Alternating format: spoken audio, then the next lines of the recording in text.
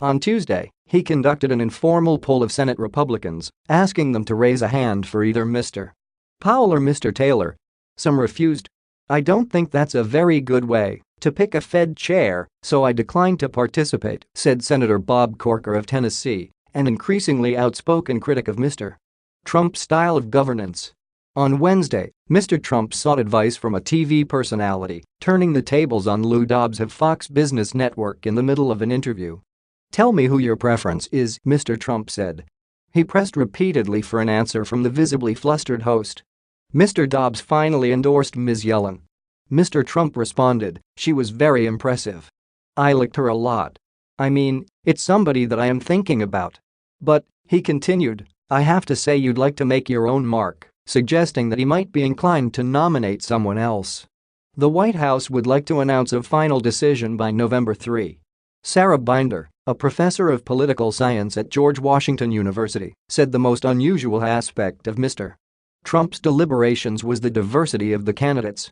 Presidents generally decide what kind of chairman they want and then pick a nominee.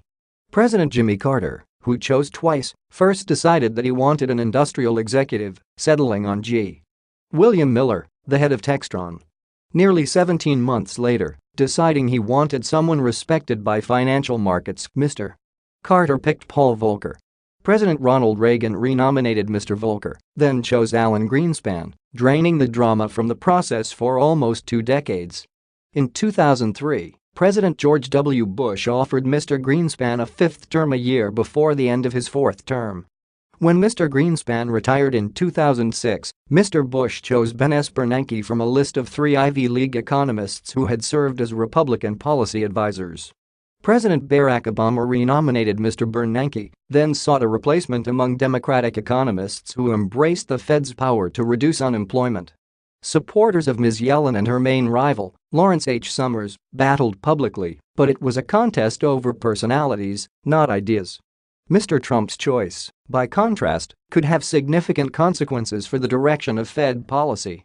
Mr. Powell, who supported the Fed's efforts to stimulate economic growth, now favors a gradual unwinding of those policies. Mr. Taylor opposed the stimulus campaign, and he has called for the Fed to retreat more quickly. "If you're taking seriously reappointing Yellen or nominating Powell, well, that's light years away from Taylor," Ms. Binder said. "It just raises the question, what is the basis on which the president is conducting the search?" One possible explanation is that Mr. Trump is struggling with the imperatives of a polarized political environment. He has repeatedly praised Ms. Yellen for her performance as Fed chairwoman. The economy is growing and the stock market is rising, and Mr. Trump wants both trends to continue. But conservatives are pressing Mr. Trump to seize the opportunity to shift the approach of the central bank by appointing Mr. Taylor. 3 House Republicans, including Representative Warren Davidson of Ohio, sent a letter to Mr. Trump on Wednesday pressing for new leadership at the Fed. Republicans want to constrain the Fed's conduct of monetary policy and to install a Fed chairman who is supportive of efforts to reduce financial regulation. Some of Mr. Trump's advisers, including Treasury Secretary Steven Mnuchin, favor the nomination of Mr. Powell as a kind of middle road, a Republican likely to maintain the Fed's course on monetary policy, but with greater sympathy for relaxing financial regulation. Ms. Binder said that replacing Ms. Yellen would reinforce the growing tendency to view the Fed as a partisan political institution, with every president picking a new chairman.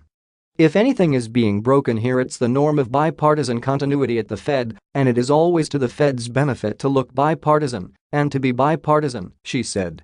It raises fewer questions about what is motivating the Fed's choice of monetary policy.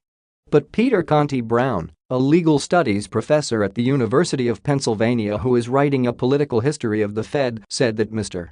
Trump was simply making explicit the long-standing reality that presidents seek to influence the course of monetary policy. Indeed, Mr. Conti-Brown said he saw a silver lining in Mr. Trump's showmanship and in the diversity of the candidates because it was providing a rare opportunity for the public to compare and debate different views of the Fed's role in the economy. "I think it's all to the very good to generate discussion about what the Fed is, what the different approaches are, whether they're good or bad," he said. "This is the only time the public gets to weigh in." If you don't think the Fed should operate in the shadowy corners of the administrative state, this is exactly what accountability looks like.